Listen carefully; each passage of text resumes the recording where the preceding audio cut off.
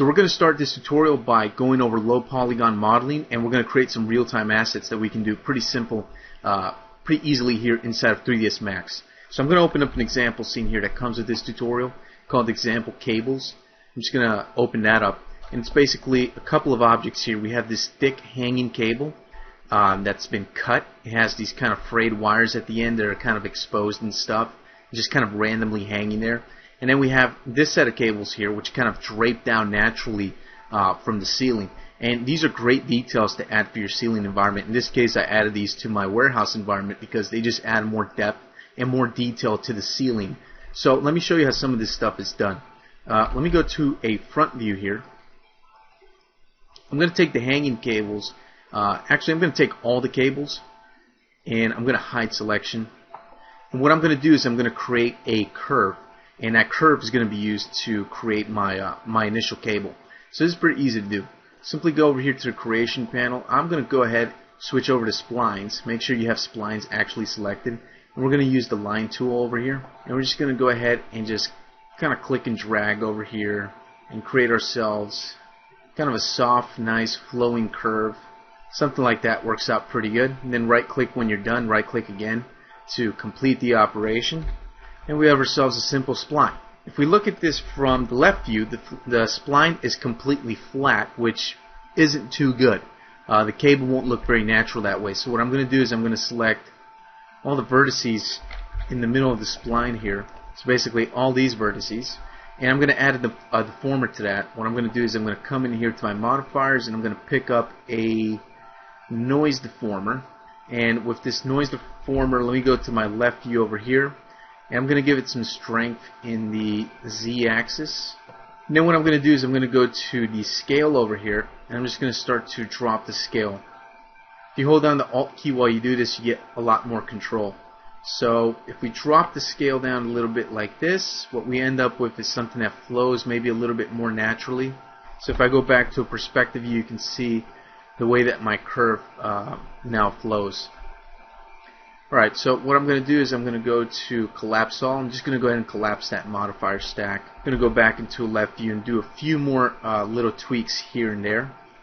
So I'm going to take maybe top vertex, move it back toward the middle, do something more like this, which looks a little bit more natural.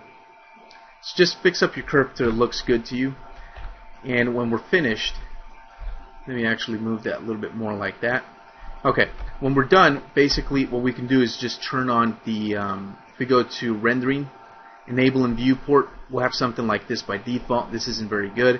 I'm going to reduce the amount of sides since this is an object for a game. We can't have something that is that dense. I'm going to reduce the thickness of this, so adjust thickness to whatever you think looks good. If we look at the wireframe, you can see it's pretty dense. So what I'm going to do is I'm going to drop down the number of steps by a good amount. So something like this looks pretty good. This is good for a game object. You can probably even add a little bit more. Let me also go over here and configure my viewport. I'm going to turn on statistics, turn on my triangle count. I'm going to turn off polygon count. Game engines like to count triangle counts, not polygon counts, so something very important to remember. I'm going to do total plus selection. If I hit 7, I can look at my triangle count right there. So this has about 842 triangles right now. This specific object here, we actually can't count the triangles because it's a spline. It's not a polygonal object. But that's okay. I'm looking at this visually, and this looks pretty good right here. Alright, so I'm going to say that I'm happy with that. Once I feel like I'm finished, I'm going to convert this to an editable poly. Then I'm going to take this polygon at the bottom. I'm going to delete it. And I ended up selecting a polygon I wasn't supposed to. Delete that. I'm going to take that border edge. I'm going to cap it. Then I'm going to take that polygon, and it's good to work with editable poly, not editable mesh. But that's just my opinion. So I'll go to the graphite modeling tools over here, and I'm going to go to subdivision. I'm going to tessellate this poly right here, and then I'm going to make sure that I select all these polys. And with these polys selected, pretty simple. I'm just going to go to inset. It's going to blow out real big. So I'm going to do is switch to by polygon.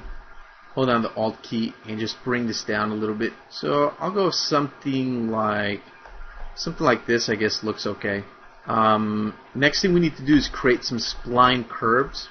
that are going to basically tell us where to extrude stuff. So let me take these polygons that are right here, and I actually needed to inset that and hit OK. Alright, so let me go to the front view here, and with the object, make sure the object is selected. We're going to go back up here to the modeling ribbon, go to the freeform menu, and if we go to polydraw, we're going to find the splines option, and we can actually draw splines, but the splines are going to be way too dense, and I don't want them to be too dense. So what I'm going to do is I'm going to take this minimum distance here, and I'm going to increase it to maybe like 100. Will work out pretty good. Give yourself plenty of room here. I'm going to click on splines, and I'm just going to draw some splines here. So I'll draw about 2 right there, and then I'm going to go to the left view, and I'll draw like another one right here, and then maybe I'll draw one more over there. So I'm going to end up with something that looks like this. So I'm going to select those splines. I'm going to take the entire segments here. I'm just going to move them over here. Really doesn't matter, but just for organizational purposes, I like to do that. And if you want to, you can add some variation here by taking some of these points and just kind of moving them around just to make the objects look a little bit maybe more natural, I guess you could say. The other thing we need to do is detach these and make them separate objects for this technique to work. So I'm going to take each one, I'm going to come over here to my modify panel, and I'm going to detach these curves. So I'm going to detach into a new object, take this one, detach that one, and take this one, detach that one as well. And the last one we don't have to detach because it's already a separate object. So basically this is pretty simple. All I need to do is come over here, take some of these polygons. So for example, I'll take this polygon here. I'm going to extrude that along spline. I'm going to use my options, and I'm going to select this spline right here to do it with. And you can add as many or as little subdivisions as you want or need. You can also use the rotation tool over here to rotate the little spline there however you want it to. And the amount of segments you can adjust based on what your triangle counts are. So, you know, I could go with something like 6. 6 seems to work out pretty good. And what I can do here is make sure you hit OK on that. I can take another polygon and I can do the same thing. So I'm basically going to do the same thing and change the options up to give some variation. And do the same technique over and over again for some of these polys. But you've already seen how to do it. Take a moment to go ahead and do it yourself. I'm going to pause the video and get that done. Okay, so that's pretty simple how to create this type of cable. So I'm going to end this video here. In the next one, we'll see some more low polygon modeling examples.